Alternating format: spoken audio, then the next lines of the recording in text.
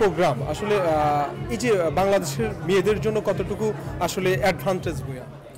এটা একটা বড় অ্যাডভান্টেজ, একটা খুব ভালো প্ল্যাটফর্ম ছিল এটা। আজকে যেটা প্রোগ্রামটা ছিল খুব ভালো একটা প্ল্যাটফর্ম মেয়েদের জন্য, এই কারণে যেখানে আপনার ভালো গ্রুমিং করা হয় মেয়েদের, তাদের অনেক কিছু শেখার আছে এখান থেকে, এবং তার একটা প্ল্যাটফর্ম পেলেও এই দেশটাকে রিপ্রেজেন্ট করার। আচ্ছা আপু, সেক্ষেত্রে বাংলাদেশের মেয়েদের মধ্যে কতটুকু প্রতিভা দেখতে পাচ্ছেন?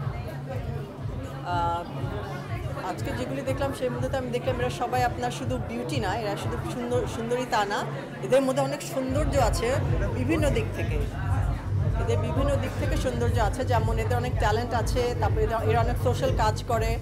তো আমি বলবো সৌন্দর্যের থেকে এদের সুন্দরীর থেকে সৌন্দর্য অনেক আছে। নারীরা এই সমাজে অনেক সময় পিছিয়ে ছিল একটা সময়, কিন্তু এখন অনেকেই এগিয়ে যাচ্ছে। এগিয়ে যাওয়াটাকে কি বলবো?